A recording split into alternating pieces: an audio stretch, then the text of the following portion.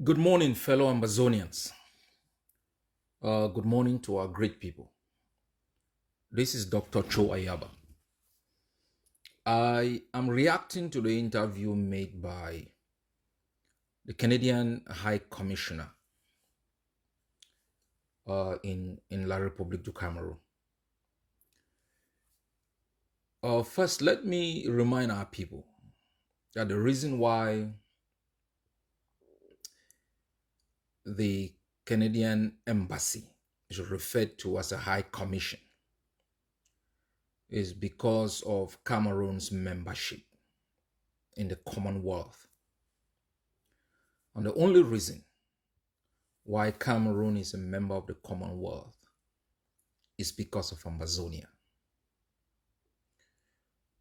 And I've read with utter dismay, and I think it's an insult to the Amazonian people. The High Commissioner asking Amazonians to compromise. I am wondering in which area would the High Commissioner want us to compromise?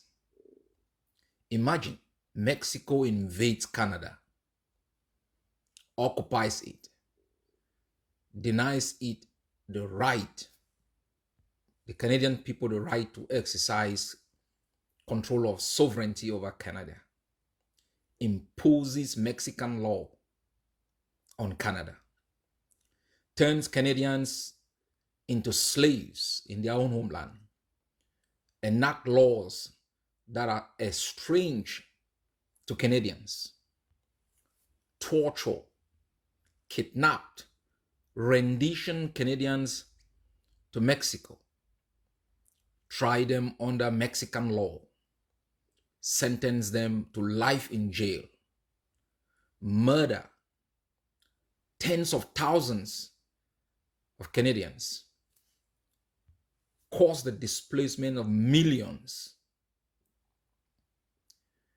and engage in acts of brutal occupation, including the wiping out of Canadian cities. What will Canada compromise on? I'm still wondering in which area of life would Canada compromise on?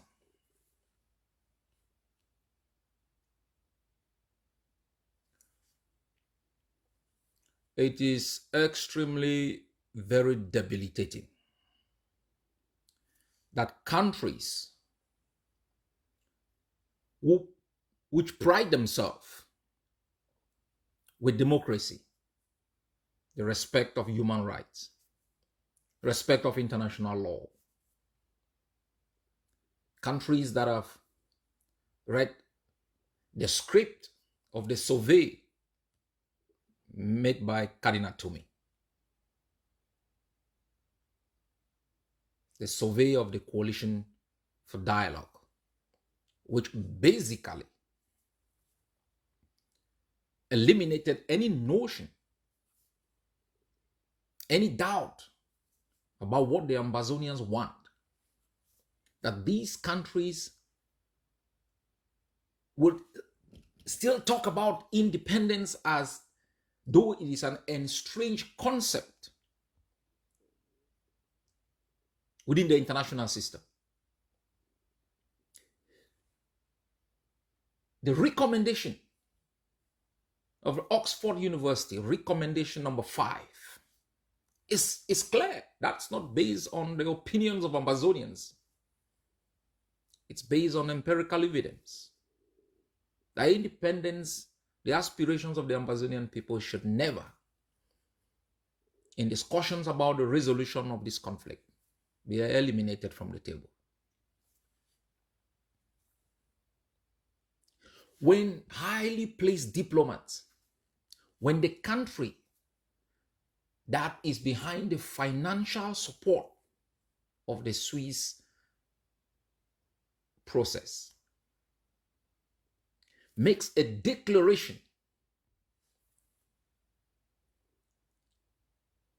that independence should not be considered a viable option. That country continues to legitimize an illegal and brutal occupation and providing the fuel that Cameroon needs to continue to roast our people, burn our villages. Canada must understand that the occupation of Amazonia has come to an end, and that the only premise for negotiation will be the timetable for the withdrawal of Cameroon from our territory. That is the only discussion that we will entertain.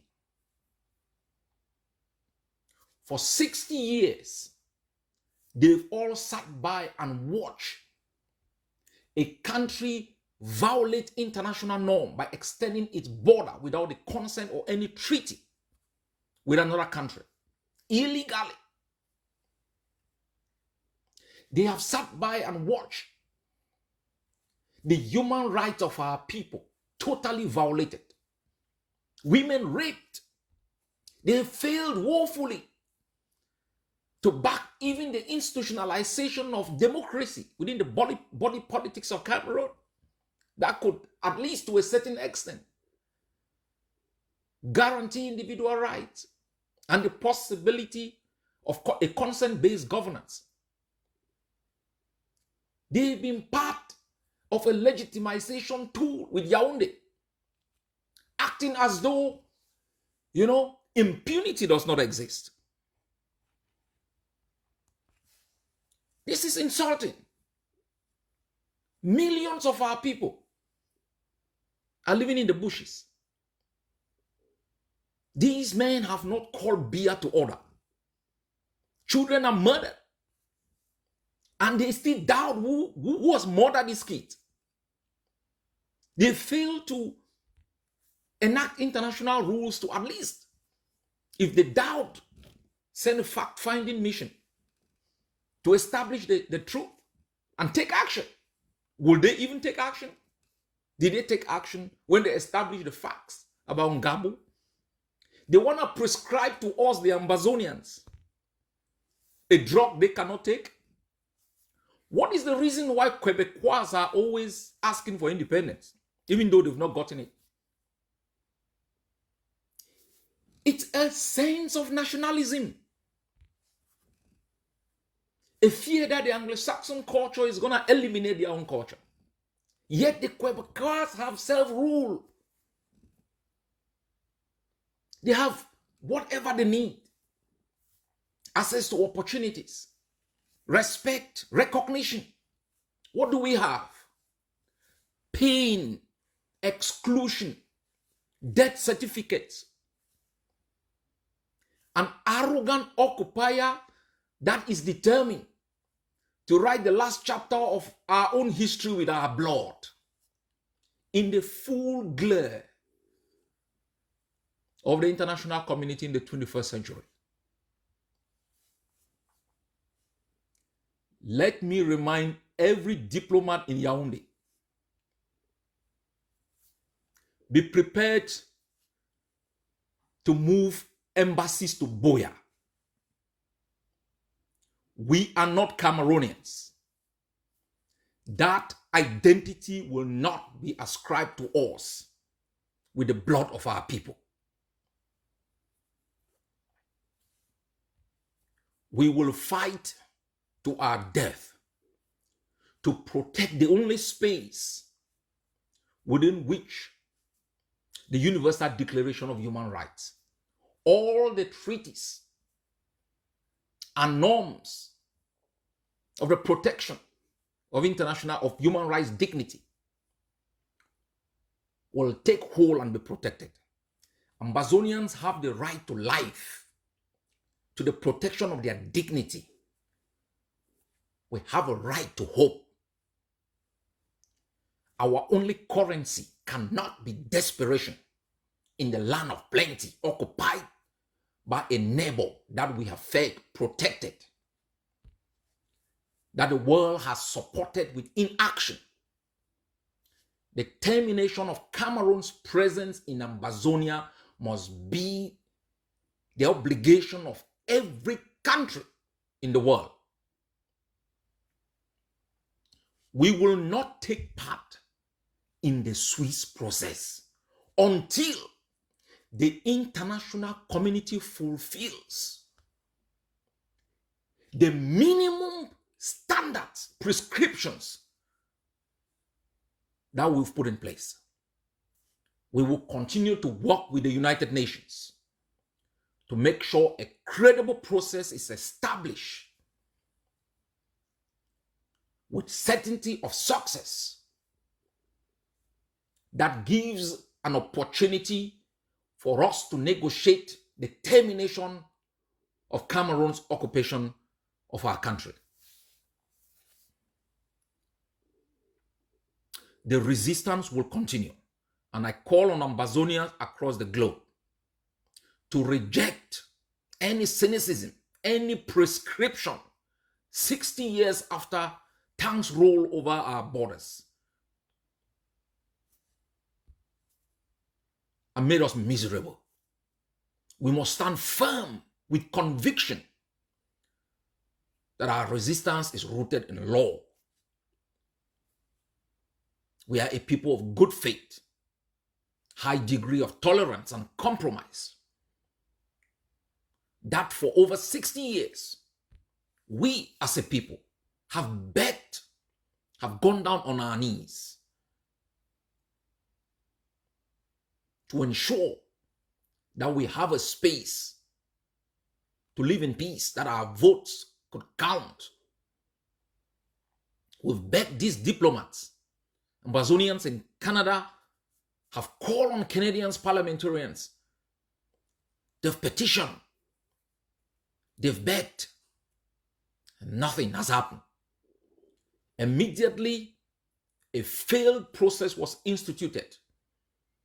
Canada was willing to bankroll it.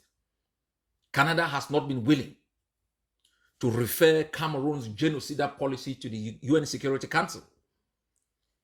It has not been willing to commit, apart from being rhetorical.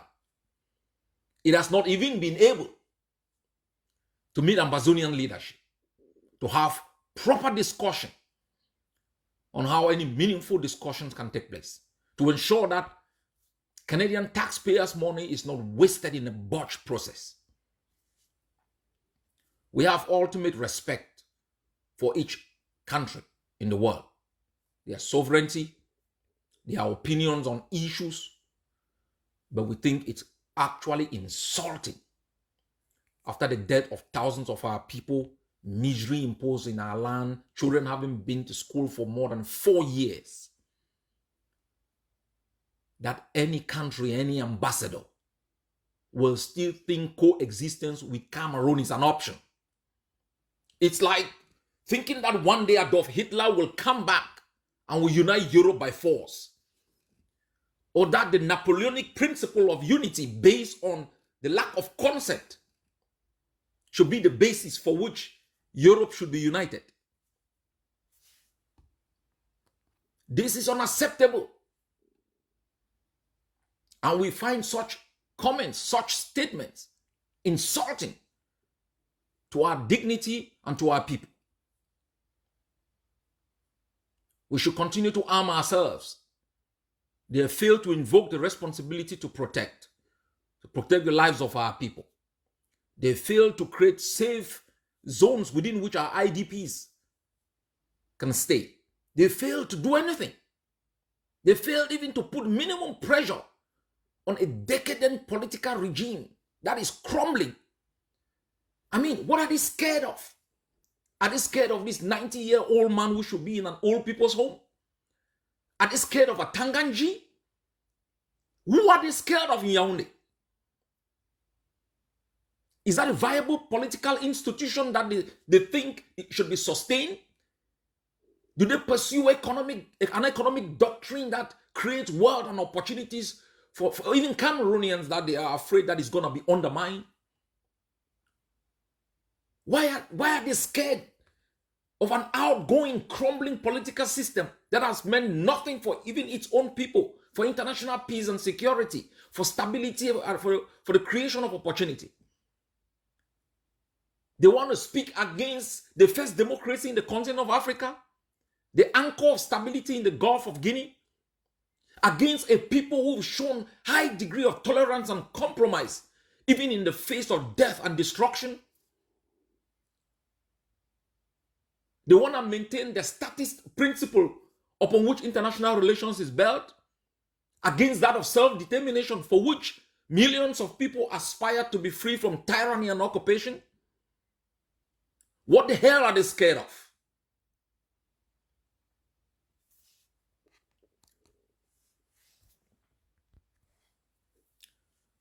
Not on the blood of our people. Ambazonians, remain committed to your independence. As we said before, as if the issue of the whole resistance depended on us alone. The sun has risen over Ambazonia. We shall prevail over Cameroon, like the Eritreans did to prove the Americans and the international system wrong, like the South Africans did to prove the international system wrong. We have in the past 4 years on our own rewritten our own history. It must have been written with our blood, but we are grateful for the sacrifices that our people have made to establish safe and governable spaces within our own territory, to fly our flag, sing our anthem, and create our community schools. Look back, there is hopelessness. Look forward, there is hope in a new country. No one will dictate the outcome for us. God bless you all.